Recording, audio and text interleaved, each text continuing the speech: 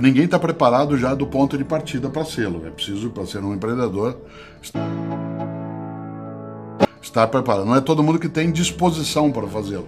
Há pessoas que desejam uma outra rota e elas procuram essa rota. No entanto, hoje o empreendedorismo ele é muito importante porque a gente alterou o modo da nossa economia também. A gente tem um novo mundo de negócios, de modos de presença, né, de oferimento de rendimento. Portanto, empreender hoje é algo que, inclusive, eleva a capacidade econômica, né, de uma sociedade. É que algumas pessoas entendem, né, o empreendedorismo como sendo a resposta para uma pergunta que é muito perigosa, que é aquela que você levantou quando falou, né, o que é que eu quero fazer e onde eu quero chegar. Essa é uma pergunta prévia. Mas tem um outro polo. Pessoas acham que o empreendedorismo responde para ele a questão de eu quero fazer só o que eu gosto.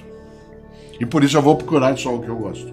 Eu costumo dizer que, claro que eu quero fazer só o que eu gosto. Só um imbecil gostaria de fazer o que não gosta. Mas para fazer o que se gosta, é preciso fazer várias vezes coisas que não se gosta.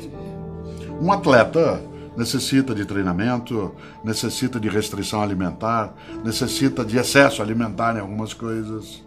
Uma pessoa que escreve, como é também o meu caso, é claro que é gostoso escrever, eu gosto de fazê-lo, mas ter de fazê-lo, refazê-lo, reinventá-lo, voltar, rever. Nessa hora, empreender como resposta a uma angústia, né, de imaginar que eu vou fazer só o que eu gosto, não é um bom caminho. Empreender porque você quer criar, você quer elevar, você quer ter autonomia naquilo que faz. Isso, sem dúvida, é um bom passo. Mas é preciso preparar-se, inclusive, para aquilo que é a mudança de rota, porque se todos querem empreender numa direção que é aquela que oferece sucesso nesse momento, ela em breve, se a gente olhar o mercado, ela deixará, né, de oferecer sucesso. Né? Uma das coisas que a economia coloca é o valor pela raridade, né, e não pela presença massiva. Né? À medida que você tem a presença massiva, ela vai perdendo valor, se torna banal. Então é empreender naquilo que é o novo e não naquilo que é mera novidade. Porque às vezes aquele lugar que eu quero chegar e que eu estava colocando meu esforço, ele não vale o esforço. Isso vale quando você está, por exemplo, num casamento, numa relação de trabalho, num projeto em que eu coloquei todo o meu esforço, aquilo não está funcionando, eu vou num plano B para chegar ao mesmo lugar. Não, tem hora que eu não quero mais chegar naquele lugar. Né? E aí eu vou mudar de plano mesmo, né? E não apenas de modo de chegar àquele lugar. Portanto, nessa hora, eu desligo o aplicativo e uso a minha cabeça. A ideia de persistência é bastante forte, você imaginar que persistência não é tacanhez mental. Né? Eu persisto numa rota enquanto ela tiver resultado. Se ela deixa de tê-lo, diz, não, eu vou do mesmo jeito. Parece um pouco, um dia eu estava numa reunião com analistas franceses, e eles falavam sobre mobilidade urbana, e eles faziam uma avaliação sobre nós brasileiros que é muito curiosa. Eles diziam, o brasileiro, ele talvez seja um dos únicos motoristas do mundo que ele bate certo. Se eu tô vindo aqui é o meu lugar e o outro vem, em vez de eu desviar, eu continuo. Porque se eu tô certo, então eu bato. Eles falavam sobre a dificuldade de lidar com a noção de defensiva, né? Bate certo.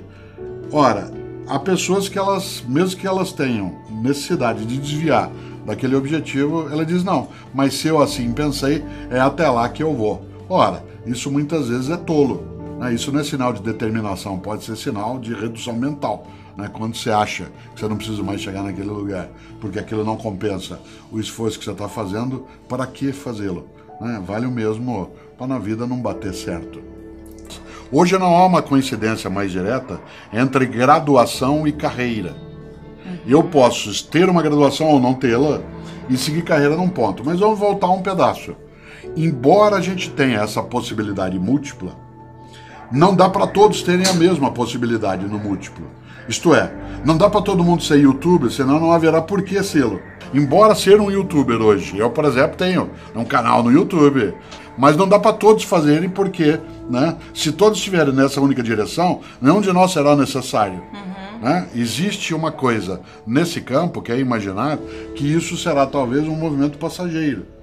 Em relação não a isso da profusão de possibilidades, né, mas da possibilidade das pessoas fazerem aquilo que outros estão fazendo. Isto é, há uma certa repetibilidade também nisso, mas há uma insatisfação positiva. Todas as vezes que você está completamente satisfeito, você relaxa, distrai, acomoda, né, dorme, cochila. Né? Nesse sentido, a insatisfação positiva é aquela que ela te move para mais e melhor. Não é aquela que te coloca na situação de resmungo, né, em que você apenas o tempo todo reclama e diz as coisas não funcionam, nada dá, né, ninguém gosta de mim, ninguém me ama, né, ninguém me quer, etc. Toda uma lógica que é sempre de murmuração, de resmungo. Mas, sim, a insatisfação, quando ela tem uma marca de busca de crescimento, ela tem uma positividade que é bastante presente. O que ela não pode é essa insatisfação não ter um ponto de sossego, porque ela não oferece momentos de harmonia. Né? E você tem harmonia quando você tem a satisfação por um tempo, mas sabe que ela não será duradoura, e nem deve sê-lo. Toda satisfação muito duradoura, ela te deixa em estado, né, de dormência, e esse estado ele é perigoso. Será que nós temos gente hoje mais confusa pelo excesso de caminhos? Vários. Mas será que isso é melhor do que era antes, quando não havia escolha? Sem dúvida. Porque antes não é que eu não tinha gente confusa, eu não tinha a possibilidade de mudar a escolha. Agora é que eu preciso ter mais critério. Antes o critério não aparecia como necessário, não porque eu já os tinha, mas porque eu não tinha outro caminho. Ou era essa rota, ou era essa, ou era essa. Agora não. Agora eu tenho que fazer escolhas. Por isso que a formação de critérios de decisão, ela é um componente forte para a formação de pessoas nos tempos atuais. A conversa, né, do Lewis Carroll lá no Alice no País das Maravilhas, ela ganha muita atualidade quando se imagina que tantos são os caminhos que é preciso ter nitidez do para onde você quer seguir, onde você quer chegar. E essa pergunta tem que ser feita e a filosofia ajuda a fazê-la. Não é a única que faz isso, mas a filosofia ajuda bastante, porque a filosofia lida mais com os porquês do que com os comos. Interessa mais a filosofia entender por que as coisas são nessa direção do que de fato, né, aquilo que elas são de fato. Não é à toa, eu tenho um livro chamado Por que Fazemos o que Fazemos? Por que fazemos o que fazemos? Porque aí a questão é não ficar o tempo todo pensando por que se faz o que se faz em vez de fazer, mas não deixar de pensar por que se faz o que se faz em vez de apenas ficar fazendo. Nada de ser um servo daquilo que não conhece, né? E a palavra servo, né, em alguns idiomas, entre eles aquele que está no miolo da Europa, é robota, né? Portanto, não seja um robô, né, daquilo que está à nossa volta em relação. Tenha autoconhecimento, lembre-se do Sócrates, conheça a ti mesmo e acima de qualquer coisa seja capaz de lembrar de algo que é importante, que é a marca da independência do pensamento, e lembrar algo que é estupendo, né? Como eu, não existe mais ninguém, mas não sou só eu que sou. Há outros, eu sou único, mas não sou exclusivo.